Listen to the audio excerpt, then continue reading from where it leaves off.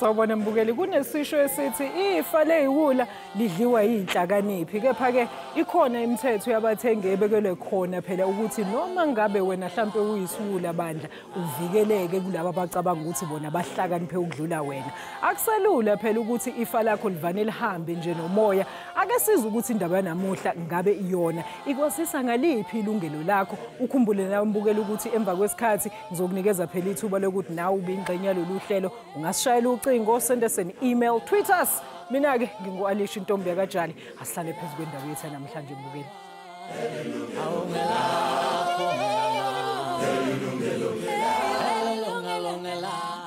Mbukeli, lawyers by their nature impose fear, command respect, and are a symbol of fairness as well as a promise of justice.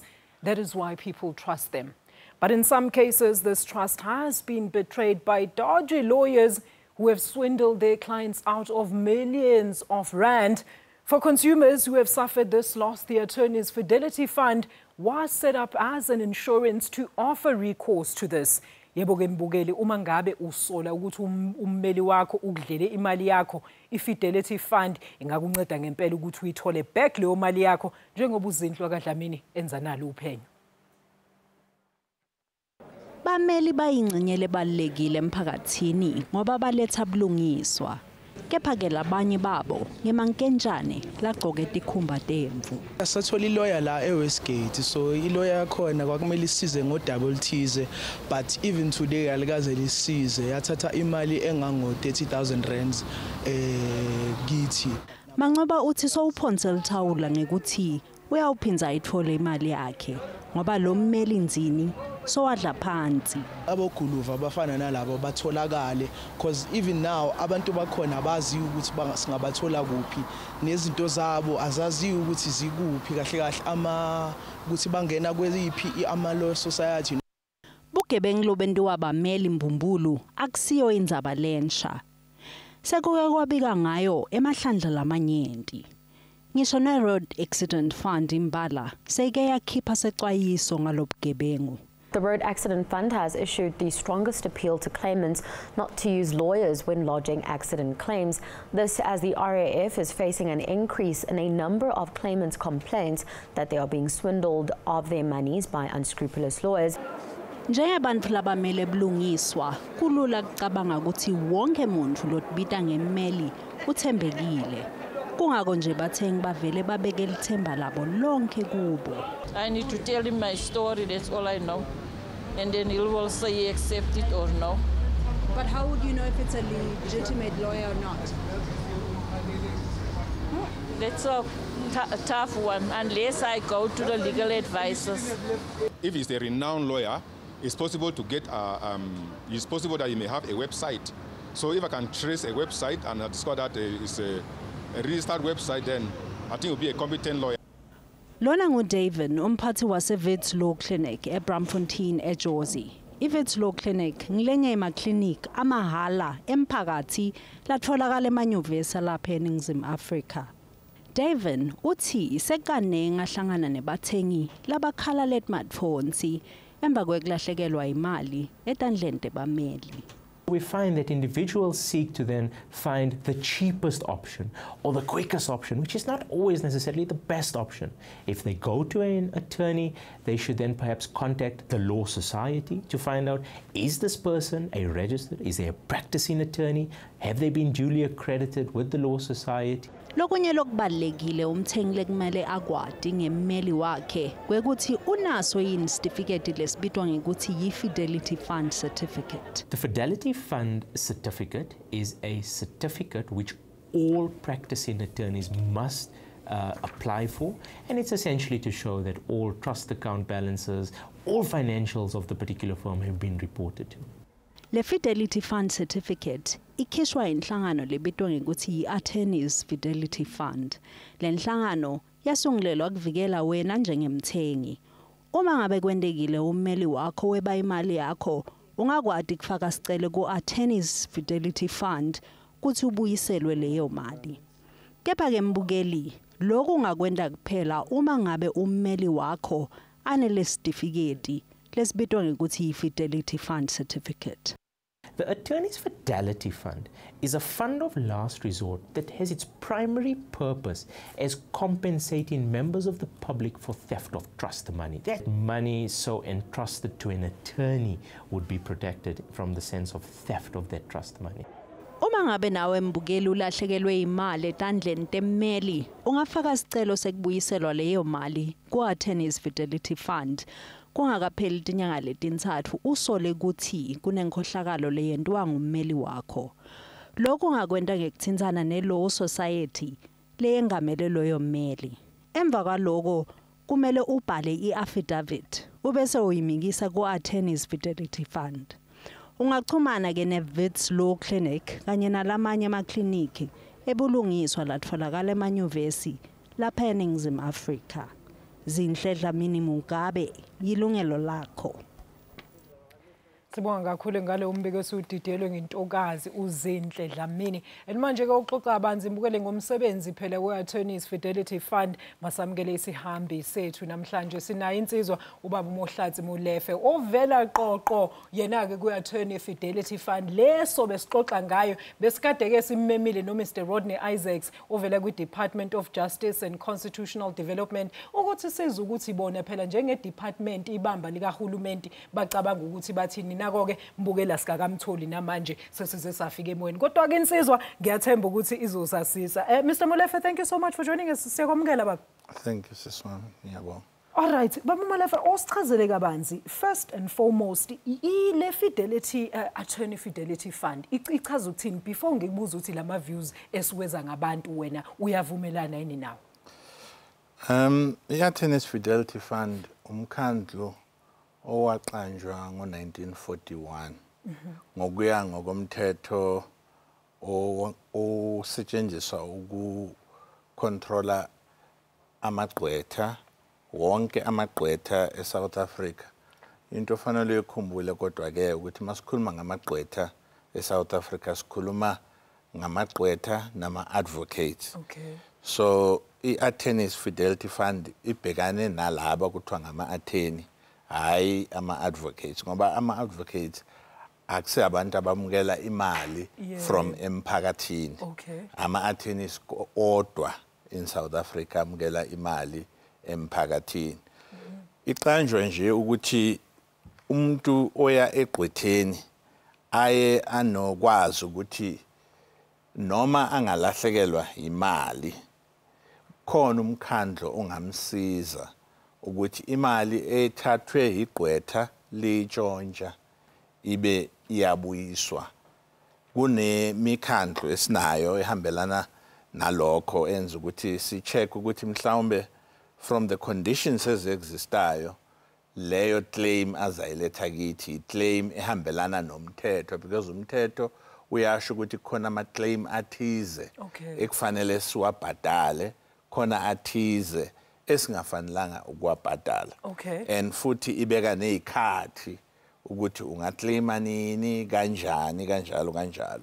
So from 1941 i-fund ibikhona and i-office elikhulu lise Cape Town. It's only mhlawumbe about 3 years ago that siye saba nelinye office la eGauteng ukwenza ukuthi sibe nesikhathi ukuthi sikwaze ukuthi abantu bomphakathi basithole masinya. Hayi eKapa le la sisifihle khona kuphela nala sikhona. You know mawukhuluma ukuthi benenza ukuthi nisheshe nitholakale kakhulu ngiyakuzwa ukuthi wena ngokomthetho kahle lo mthetho wasungulwa ngo-1941 but i-research yami ithi lo mthetho has been around only for 73 years. So kwenzakalani ukuthi abantu mhlambe kahle abazisisi ngalomkhakha womthetho? I think inkinga ukuthi azange kokuthathwe inyathelo ukuthi kukhulunywe nomphakathi kahlehle uyabona enkulu kakhulu engicabanga ukuthi kube yinkinga ukuthi kuzaba nokusajwa ukuthi mhlawumbe masaziwa kahle umphakathi wonke kuzawungena ama-claim amaningi uyabona and naleyo mali esinayo kufanele siyisebenzise ukuthi sincede umphakathi ibe iyaphela. I think that was the main problem. Kanti into kufanele siyicaphele mase sicabanga kahle umphakathi mawazi kahle hle ukuthi sikhona nokuthi ama-law society akhona yibo abantu abangasinceda masinya makunenkinga hayi ukuthi umuntu akhale ngento emva kweminyaka emithathu kanti izinto ziloko ziyamosheka. Yebo baba. You understand? So someone who could have been stopped because asaziwa akastopiwa uyaqhubeka until kuvela inkinga enkulu ngaleso sikhathi there's no longer much of control. You know, Baba Molefe, let's talk about this. Sibonile lapha ku-insert. I just want to quickly draw you into that before sikhohle ukuthi i-context ye-insert ibithini. And it goes on to ibheke question yami yokuthi abantu abaningi umphakathi ngathi wona awukho aware of ukuthi le ifund enje ibe inexistent. Uwabonile ama-views abantu laphayana. Ucabangani ngaloko? What needs to be done ukuthi umphakathi ke waziswe kabanzi ngokuthi cha asisho ukuthi nje claimant phela nezinto ezingekho relevant? I think what we have done, Siswam, in the last few years, ukuthatha inyathelo ezokwenza ukuthi abantu bazi ukuthi sikhona. Sirane a number of projects where we actually went out of our way, sitshela umphakathi through radio, through billboards, through interviews, sibatshela ukuthi kukhona umkhandlu othize owamagcwetha onceda umphakathi. Akungimangazi ukuthi abantu abazi kabanzi nge-Attorney's Fidelity Fund. You know, mina I've been running this fund for almost 8 years. But I'll tell you a story. Mangicala ukusebenza ku-fund and ngigcwetha nami. Mangicala ukusebenza ku-fund ibethi mangibuye ekhaya because we're based in Cape Town only at that time. Ibethi mangibuye ekhaya ngihlangana mhlawumbe with friends, with family, with people bangibuza ukuthi abasangiboni nguphi ngibathe ukuthi ngiseKapa wenzani eKapa no ngisebenzela i-Attorney's Fidelity Fund. And the reaction would be who? Ubani? Yeah. And so ngangitshela ama friends ukuthi ngisebenzela who. Okay, bamba kanjalo baba Molefe. Hayi cha, mbukeliso ukufaka ulwazi ke namhlanje mayelana nayo le Attorney Fidelity Fund so that wena uma ngabe uyahamba uyofuna usizo kubameli kube into yokuqala before uthatha isivumelwano sokuthi uzosebenza naye lo mmeli ngoba kuthiwe ngathi lento ke engathi kumele njengoba eshila uDaven lapha ku-insert engathi wonke ummeli kumele ngabe uyiregistele lento. Asithathe ikhefu siyabuya after this.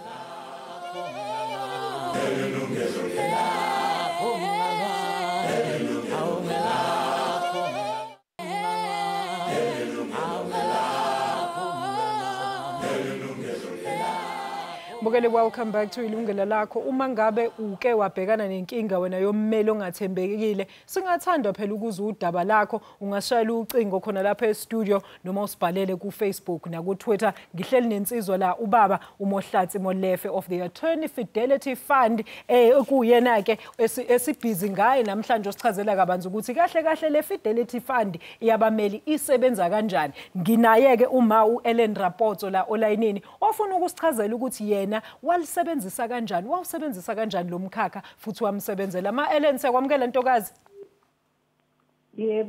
Yebo, masicela usitshele wena kabanzi wezwa kanjani mhlambe ngalo mkhakha, usichazele futhi nokuthi waze wafika kanjani ukuthi uclaim baze bakukhokhela imali zakho ma. Bekunenkinga emali yadliwa ummeli ngendlela esithengisile. So udaba lami ngafonela e-National Office e-Department of Justice and Constitutional Development. Lapho bangitshela ukuthi abadili ngalezo zinto lezo. I-outside the department mandate. Bangitshela nge-law society, ngabatshela ukuthi udaba lami sengimdlulisele e-law society, kodwa still uncedo angilitholi. so base bangitshela ke ngayo iloli Fidelity Fund ngase ke ngiyayichecka ku Google ngathola ama fax number ngase ngifexele i-affidavit yami kubo. Yebo ma. Konke lokhu mhlambe kwathatha isikhathi esingakanani ma osichazele nje from the time ulodger i-complaint yakho uyiswa ngapha nangapha uzuthola lo mkhakha kwathatha isikhathi esingakanani mhlambe ma? Udaba lami lo society ngalisa ngeyi1 zakaFebruary. Then elona Fidelity ngilise around 15 zaka April last year if I'm not mistaken. So ngaloku ngiyenza ama follow up nabo bokungekho lula kodwa. Bengi communicator no Jerome. So bengekho mnandi besilwa nje kakhulu ukwabona ngoba bengibona ngathi Mama Ellen usekhona? Ma. Khona ubaba umi. Yebo qhubeka ma. Okay, I think we're experiencing a very bad line. Ma Ellen, ngizocela nje ukuthi ubeke ucingo mangizozama ukuthi ama producers amla azama ukuthi aphinde akufonele because udaba lakho siyathanda ngempela ukuthi sikuze. Baba Mahlatsi, I mean this is very interesting. Uma lana apparently she knows about this, but the way that she found out naye had to go through the different stages before anthola and nanguthi untholile siyeza ukuthi ngempela ngathi kwafike kwaba nobuhiqihiqi kodwa indaba yaxazululeka, of which is the most important thing, resolution. Well, look, Tina, we have always held a view, or at least me as an individual, before sifaka ku organization ukuthi asaziwa. Yeah. And kukithi ukuthi senze sure ukuthi abantu bayazi ngathi uyabona. And as a result thereof esengishilo ukuthi sibe nama campaign ukuthi umphakathi wazi kathi kahle hle directly from ifund. Okay. In the past ifund bokuyi ibithathwa bokuyingcenye yokuba ingcenye lo society. Okay. Kanti ngokomthetho we are a separate organization. The only thing esihlanganisa nama law society ukuthi sinceda umphakathi ngezinto ezihambelana namagcwetha. Okay. Into yokuqala, into yesibili ukuthi ku board yethu amagcwetha ahlalayo athathe inqumo ngokuthi iclaim le elethiwe ku fund iclaim valid or not. Uyabona? But kuye ngokomthetho kwamanje amagcwetha wodwa ahlala ku board yethu. Okay. From November this year, umthetho omusha ocontrol amagcwetha Illegal Practice Act is making a different arrangement around the board yethu. I-board yethu akusesokuba amagcwetha kuphela, kuzoba nabantu abamele umphakathi abazawukhethwa uMinister weJustice. Okay. And then kuzoba nama auditors as well azawukhethwa i-EBA. EBA is the regulatory authority ama auditor. So it's no longer going to be amagcwetha nje kuphela. So sizawuhlangana singabantu abamele umphakathi broadly. Abantu abaziyo ngemali, abantu abaziyo ngokomthetho, enabantu abavela kumphakathi abazositshela lokho umphakathi ucabanga ngathi naloko bafuna umphakathi ucabanga ukuthi kufanele sikwenze ukuthi bazokwaneliseka uyabona. Baba Mahlatsi, let's talk about this. I mean, ngifuna ukunderstand ukuthi isebenza kanjani le Fidelity Fund. Let's say ngi-attorney ngine practice yami or ngenza public, does it apply to ama public attorneys as well? Labantu abasebenzela inkantolo, or is it just private practice? No. Let me explain it very simply. Yeah. Lonke okay, onke umuntu oya egcwetheni into yokuqala. Igcwetha needs to be in private practice in order for him to be covered by the Fidelity Fund. But even in private practice, hayi bonke ngaleyo ndlela. Laba abane Fidelity Fund certificate. You follow? Okay. That's the first thing, that's the important thing. Into yesibili emqoka ukuthi abantu bakhuluma ngokuthi imali maye yayetshwa or yatshontshwa igcwetha then siyanceda ayipheleli lapho umthetho ukhuluma ngegcwetha himself or umsebenzi wegqwetha. Okay. Umuntu omsebenzelayo. So maybe another attorney in the practice, or mhlawumbe i-bookkeeper in the practice. Maye yatshontsha. Then we actually are supposed to assist. Okay. But it goes even further. It's not just about imali. It's also about property. A simple example. Okay. A simple example. Let's say igqwetha is wrapping up an estate yomuntu oshonileyo, ne? Kunemoto, as an example.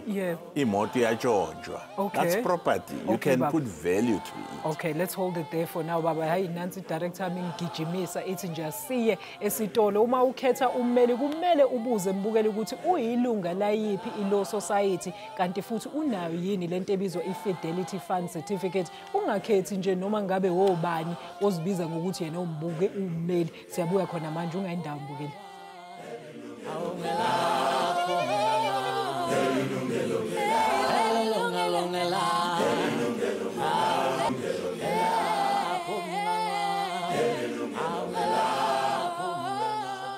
Ubheke uhlelo Yilungelo Lakho, and we are live khona la kumamba phambili SABC 1 Mzansi for sure. Mina ke ngingumajali ngiyanibuza namuhla ukuthi uyayazi na into ebizwa ngokuthi i-Fidelity Fund yabameli. Uma ngabe uke waclaima ku-attorneys Fidelity Fund, singathanda ukuzwa ukuthi kwahamba kanjani mbukeli. Umam Ellen ke usebuyile online ubesichazela ukuthi yena bamsiza kanjani kulomkhakha. Ma Ellen sekwamukela futhi intokazi, sicela uqhubeke nje futhi ukuthi bese sikhuluma ngokuthi masufika lapha ya after i-Department of Justice ikutshela ukuthi claima kuyilokhuzana ku-attorney Fidelity Fund, awusichazela ukuthi mhlambe iziphi inkingo wahlangabezana nazo before kusetlishwa iclaim yakho ma?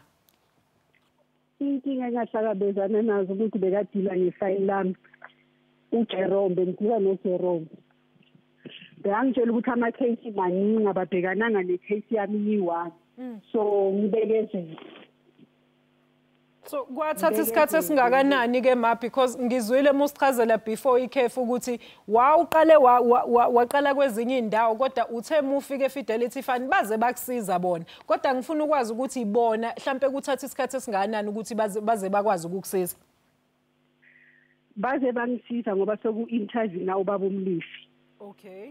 Ngiyafonela i-office la baba uMlife, ngaze ngakhuluma naye baba uMlife, ngacela ukuthi angenelele asize. Nangempela wazama baze bangibhadala nge-24 zaka-October. Since claim yangena ngo-April. Wawuclaima for in kambe ma, and yini mhlambe ababeyifuna ukuthi wena baze bakukhokhele leyo claim yakho? Ngiclaima for imali yendlu eyadliwa umlolo. Ilawyer. Yebo ma. Ummeli. Bafuna mhlambe imininingwane enjani ma?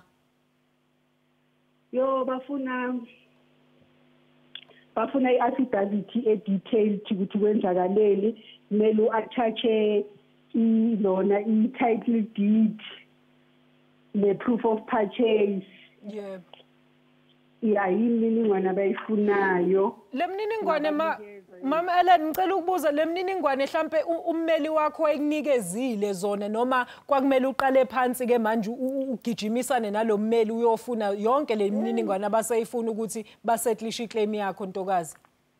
Wayenganginikanga ngathi uyazi, wayenganginikanga ngaqala phansi ngayifuna ngaya elona eJohannesburg Deed Office ukuyofuna leyo proof. Wayenganginikanga lutho ummeli. Manje ma lo mmeli nimthola kanjani ke, ngoba ngiya-understand ukuthi uyasichazela ubaba uMahlathi ukuthi kumele ukuthi baregistiwe nale attorney Fidelity Fund. Wena ubukwazi mhlambe mumthatha lo mmeli ukuthi baregistile nale attorney Fidelity Fund? Cha, mina bengazi lutho ngabameli. Mina sathengisa indlu through i-agent i-VDC. Eyaka Mr. Mkhabela, uvuthi Mkhabela. Okay. Uye sasayina nje ummeli asimazi namehlo namehlo. Hayibo. So besiqala nje ukumbona nge-23 siya ecourt, icala lakhe liyangena nge-23 ngoba samvulela i-criminal case. Hayibo. Manje so asimazi nje. Ongitsheleke ma ukuze nimletheke ukuthi aze abringwe to justice ukuthi kuze kusetlishwa ama-claim nize nimtrack down, nikwenze kanjani lokho ntokazi? Angithi mase sibona ukuthi imali yethu ayingeni. Yebo. Saya e-law society, saya e-justice. Okay. Njengoba ngishilo. Yebo. Kusuka lapho ngaya kuma-Hawks, aya kuma-Hawks.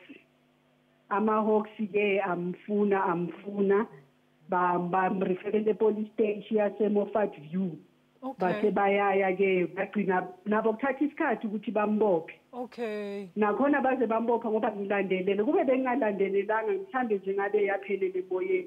Ngoba ngisho nayo ilo society namhlanje ngisalinda impendulo yabo ukuthi bamrightile off na. Ngoba bangithumela imessage yokuthi ba-apply le-high court ukuthi bam-strike off the road. Yebo. Because really asibadinga abameli abanjalo e-South Africa. Yebo manje abadlala ngomphakathi. Mama Ellen uchazeke ntokazi before ngikudedela manje like I'm sure konke lokhu on top of lesi stress sokuthi ugijimiswa ngapha nangapha I'm sure kwakushana sephaketheni ma osichazela ukuthi mhlambe leyo mali ke usufunana nalomeli usufuna ukuthi uclaim back imali yakho kwahamba kanjani ngalapho?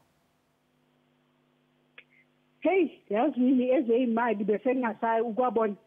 Bengilwa kusho ukuthi nje communication yami bengiyenza through ama-email nokubhala ama-letter. Yebo. Bona kakhulu kusilimazile emotionally. Okay, Mama Ellen. Emotionally kakhulu. Mama Ellen ngiyabonga kakhulu ma at least ke manje usushila ukuthi icala liyangena lalomnweli I'm sure uzohamba na uyobheka imali yakho kodwa isikhokhelwe back in full angithi. Mama Ellen. All right, I think we've lost Uma Ellen just as Babu Mahlatse ngifuna ukuzwa ngempela ukuthi kahle what happened there. Let's talk about this.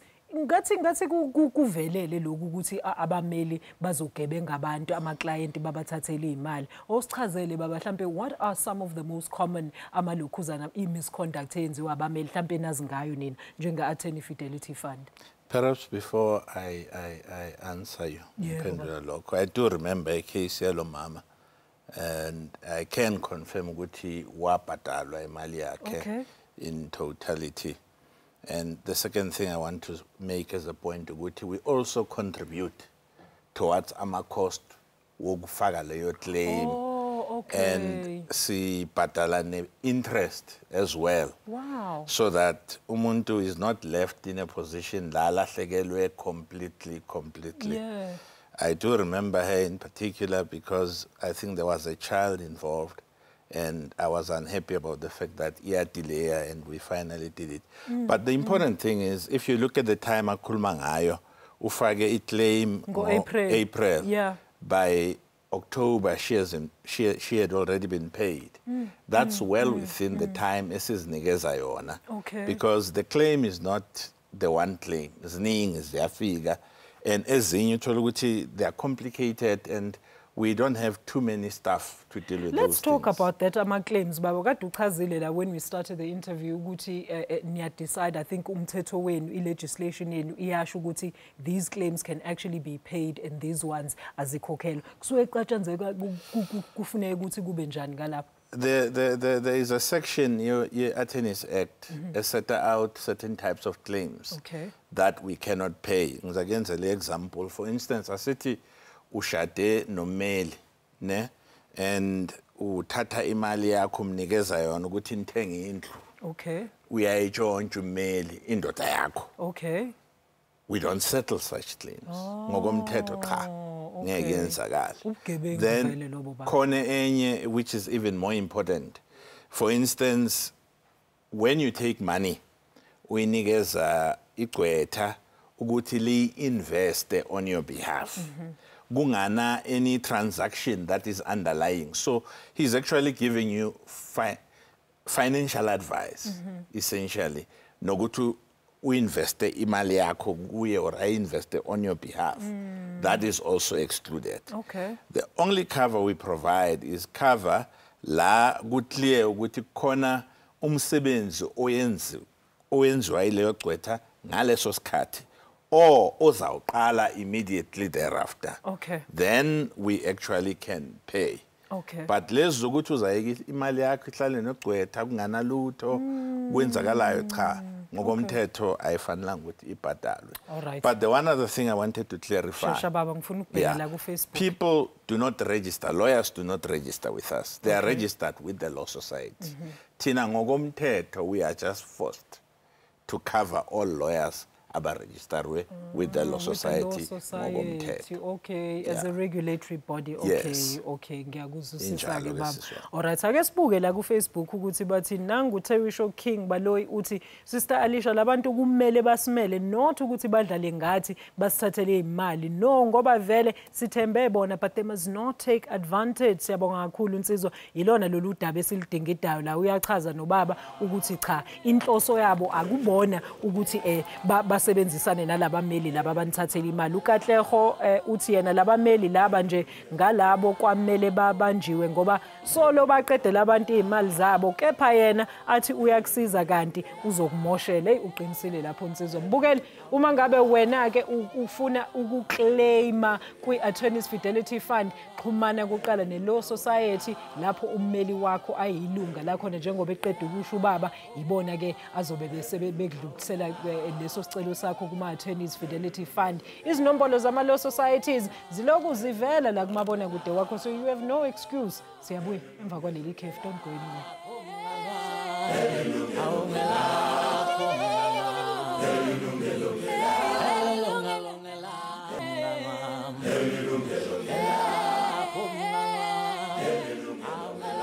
Welcome back. We do have lezi numbers ama different law societies ahlukene la kumabona kude wakho, and we'll keep giving them to you up until size siphuma la ohlelweni namhlanje. Ake sithathe ke akhola uMapule all the way from Springs. Miss Mapule, sekwamukela ohlelweni umbuzo noma umbono Ntokazi.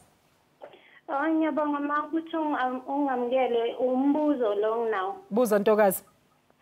Umama ne washona, but ushone sekathengise indlu nale lawyer le ACP noni ne. Yebo sis. So amaphepha title deed nani zikuye, and umama wamnikeza 20,000 ukuthi achinche i-ownership ibize umuntu ohlala endlini. Okay. So manje kune balance esele, lo muntu ohlala lapha endlini uthi angeke akhona ukuthi nikeza le balance esele because of abakachinchwa i-ownership. How?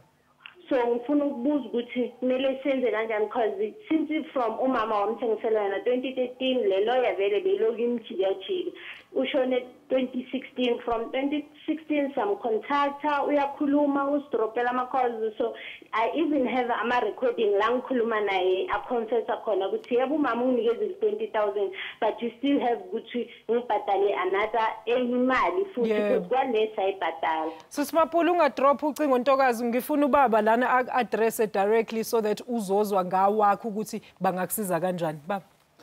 Look, entweni ezifana le into yokuqala umuntu afanele yazi ukuthi unelungelo lokuthi inspect ifile. Akafanele ukuthi alelwe ngefile azi ukuthi kwenzakalani. If igcwetha alimnikezi access, then I think the only thing that the party can do ukuthi aye directly ku-Law Society. Okay. And in this instance, i-Law Society yakhona, it's the Law Society of the Northern Provinces. Okay. It's called LSNP, and Basi Pretoria. I don't quite know the address, but just behind the High Court, Pretoria angaya. Okay. Ayofaka isicelo sokuthi unenkinga enjeya ucela ukuthi bayixazulule. Oh, okay. So aqale kwi-Law Society bona bazomthumela kunini.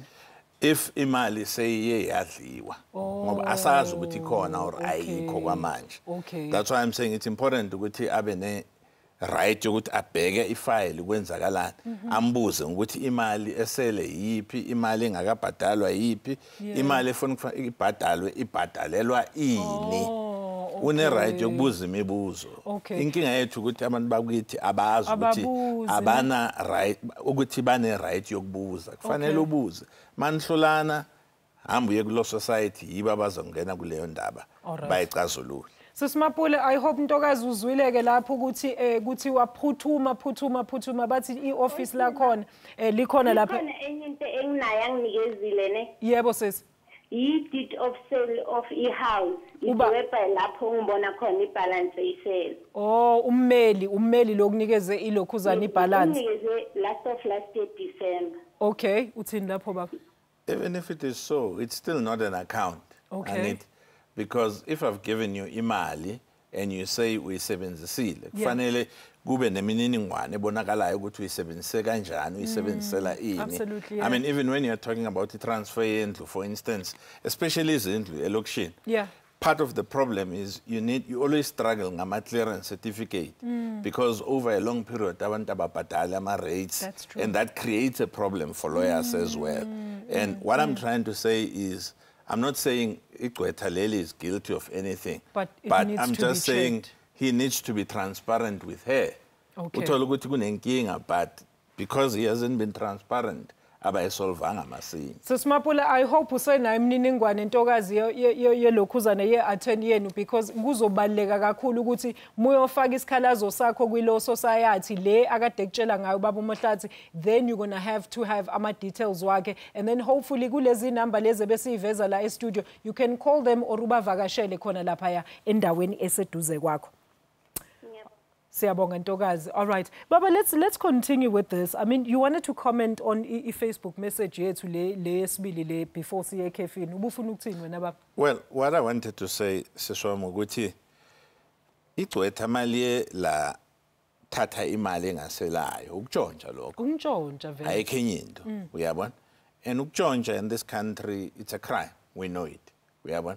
Following upon what Mrs. Rapoto was saying, just from the fund only, ngokomthetho, once sibhadale imali, sibuyisela imali ethathwe igcwetha kumnikazi wayo, singene ecathuleni zaloyo muntu. So we reclaim the money.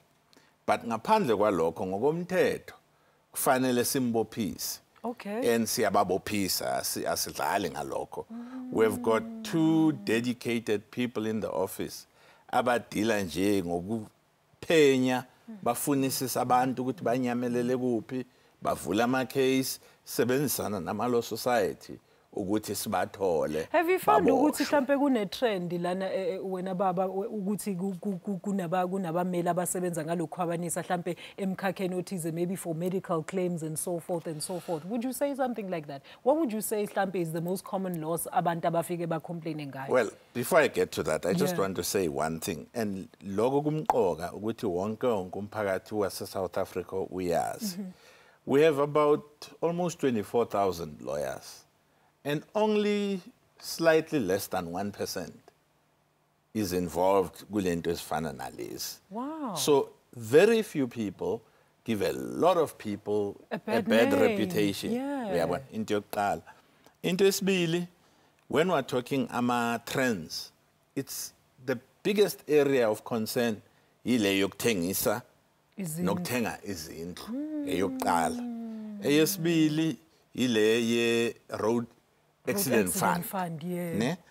Eyesithathu kwamanje ile hambelana nama estates abantu abashonile. Okay. What about medical cases, Baba? Medical cases have become these days a little fed. You understand? Yeah. But the most important area, and it's not South Africa only, it's worldwide, conveyancing, which is ukuthengiselana kwezinto kakhulu.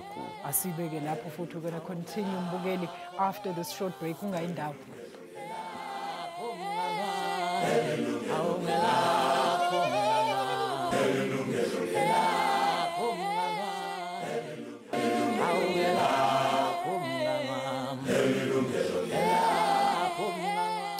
It's our final segment manje ngoba uyazi isikhathi ke siyagijima nabantu sebeyasifonela manje. Put Asia from Bronco Spray to our final caller today. Awuthi cabacaba nje sizokhona ukuthi sikuphendule umbuzo wakho. Ngingakhuluma. Yebo Nsizwa, go ahead. Yeah, ngithi ke nginomshana la. Yebo baba. Umshana wami ushone ngo-2008 washayiswa imoto. Wangishiya nabantwana abayi-4.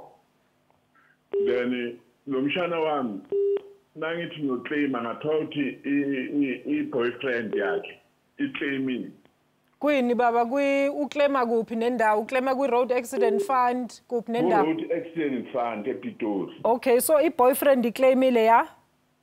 Yathola i-50,000 yebhere yokuthi ngangithole seyithole i-50,000. Okay. Ngcwaba. Akazange amncwabe, then ngayivala ngafuna ama-lawyer. Yebo. Ngayivala. Then yahamba ngayicourt ngabona 5 times yeah. Then wogcina bathi umntwana oyi-1 icase yakhe iphelile uthole 280. Then nathole 280 bathi mara uzoyithola na 18 years bayifake kuma-trust. Ngabuza ngathi awu ama-trust maphi ngoba fanele ngitshele ngowazi. Yeah. But it's no need wena ngithi muthi labantwana ngiguide ndabo ngibaguide ngifanele ngazi yonke into. But uNkulunkulu uzokubheka lento yenziwe. Hayibo. But lena yalo mntwana nana 18 years. Manje utshela umntwana una into manje lo mntwana una 18 years. Manje but Asia uba ukutshela lokho abameli bamanje or ilabameli be-boyfriend ababefaka i-claim before. Abameli abafune yimi manje. Okay, so uphi manje wena ne-case yakho bakutshela ukuthi abantwana bazothola imali sebena 18? Bathi imali icase eyi-1 iphelile lo mntwana igovernment usayitholile imali yebo yeah imbadale 280,000. Okay, but ecourt ngizwe ecourt nangiza kulo mail engimfunile ayisale 280 sekuyi 230. How imali abangitsheli lo mali ukuthi iyephi. Okay, Nsizwa awubambe kanjalo mhlambe nangu baba uMahlatsi la angathi ukuthi fafa ngolwazi kancane baba uthini wena? I think we are lento bengisho about knowing what is going on in your file. Yeah. This kind of situation I khuluma ngayo baba doesn't surprise me either negatively or positively, and I'll say why. Ganing in claims where minors are involved, court appoint what we call a curator bonus. Okay. Or a curator ad litem. Also, when the show which interest abantwana are looked after. Absolutely. And sometimes what would happen is that as part of the court order, the curator would then be in a position where as tata imali, I invest on behalf of the child, so that the minors are not victims of their own boyfriend, scenarios. How does the boyfriend claim over family? Did he have rights of attorney? Or he probably went there having maybe documents such as in certain instances and all that type of thing to create that relationship. Okay, to any guardian, yes, so to speak. But that has got nothing to do with the issue of guardianship at this point. Okay. Imali Puma was for funeral expenses. And if he didn't use them for funeral expenses, use it for funeral expenses, then surely the lawyers should have gone after him to try and recover that money. Because whoever spent the money to bury her is entitled to that money. But as you say, Nsizwa line kunabantwana abayi-3. Yeah. Abakatholi nix. Yeah. Kuthole lo oyi-1 and naye uphakathi kune last born lo akusi last born uwes2. Okay. Unenkinga lapha le3 ayitholanga nix. Lo munye bayifake kuma law society. Lama law society now athi azoyidonsa. Lo mntwana azothola 180 no more 200. Okay, but Asia yazi Nsizwa ngicela ulalele lapho ubaba uMahlatsi uzokutshela ukuthi what's the next best thing ongakhona ukuthi uyenze manje because engathi sesiphelelwe isikhathi and indaba yakho ngathi ifuna siyifakele izibuko kakhulu ngithi baba. I think there are a number of issues here that are coming through. Emqoka nje ukuthi asiqale filing. If asikwazi ukubona izinto filing, then we do need to get into a situation where either igqwetha lesibili liyayicheck ifile liyazisisa ukuthi kwenzakalani. You see, part of the problem, especially ngale nto ezifana ze-road accident fund, is that abantu baziyenza nge-contingency arrangement, where you don't pay kuzawudeductwa imali, ama-expenses, after sekusetliwe. So there's a whole lot of things that I see coming through from this. Sure, and there's a whole lot of other things that I see that I still need to talk about. God isikhathi asisekho. Baba Mahlathi ngiyabonga kakhulu insizwa uthi uhlale nami namhlanje. Mbukeli ukuthi okungapheli kuyahlola. Nathi ke ngokunjalo sesifikele emaphethelweni ohlelo lethu la namhlanje. Sithemba ukuthi kukhona okuningi okuqoqile wakwazi ukuthi uyifundise mayelana nokuthi le Attorney Fidelity Fund isebenza kanjani. Mbukeli, the first person ekumele uye kuyena ila register khona ummeli wakho, which is a law society yala eMzansi. Impinde ohlelo lethu ikhona ngoLesine, and of course you can catch another live broadcast of another fresh topic yezinhlelo zamalungelo lenu la on Monday khona la ku SABC wala eMzansi for sure. From you Alisha Ntombi yakajali noBaba Mahlathi ngithi nisale kahle, bhekisisani lezo zilemu mniningane yama lawyers enu. Bye bye. Yilungelo